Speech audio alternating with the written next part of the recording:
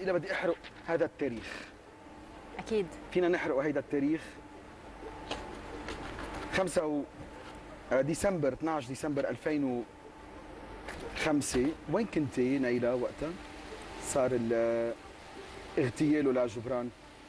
كنت بباريس مع جدي غسان وزوجته شادية، وتلقيت الخبر. كيف؟ بالتليفونات. مين؟ يعني بلش كثير يدق تليفوني وكان في مساج ما فتحت اول شيء ما فتحت المساج، عم بطلع على التليفونات اللي عم بتدق، قلت ما رح رد هيك في شيء. نطرت انطفى، ومن بعدها قريت المساج. صديق لإلي عم بيقول لي انه في انفجار ببيروت. ومن هاللحظه انا عرفت انه هذا جبران، كان عندي احساس. مين تتهمي اليوم اتهام سياسي باغتيال جبران تويني؟ مين قتله؟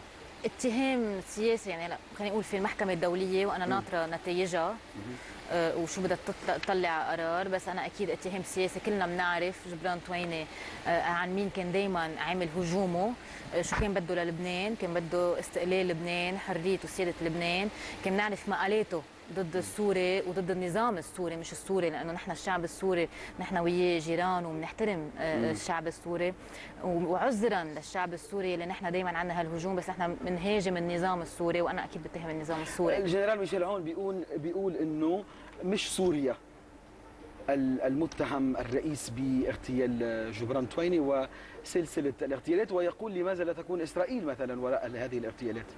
يعني هذا تساؤل. انا عندي بالنسبه لي الاتهام هو للنظام السوري. اذا عنده معلومات الجنرال عون بتمنى انه يعطينا اياها، بس غير هيك ما في يقول انه يكون عم بدير التحقيق يزيحه على محل ثاني. بس انه بعرف انه الاساس هو النظام السوري اللي كان اكبر عدو لجبران تويني. اذا اقتضى الامر اليوم حضرتك نائب في البرلمان بتزوري سوريا اذا اقتضى الامر؟ ابدا. لن تزوري سوريا طالما فيها النظام السوري برئاسه الدكتور بشار الاسد، ولا ممكن. ولا ممكن. ولا حتى مثلا زملاء بمجلس الشعب السوري مثلا؟ ولا ممكن. ولا ممكن. لن تزوري سوريا. محسوم الامر.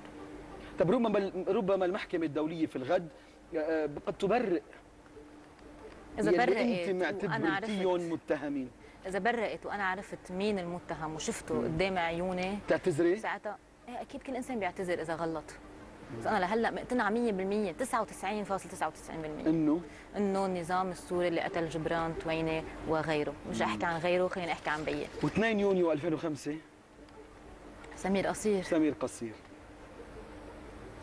يعني واحد ورا الثاني كانوا عم بيغادرونا. كانت اول صدمه لإلي، مش على صعيد الوطن انه كلنا انهزينا وقت اللي حاولوا يختاروا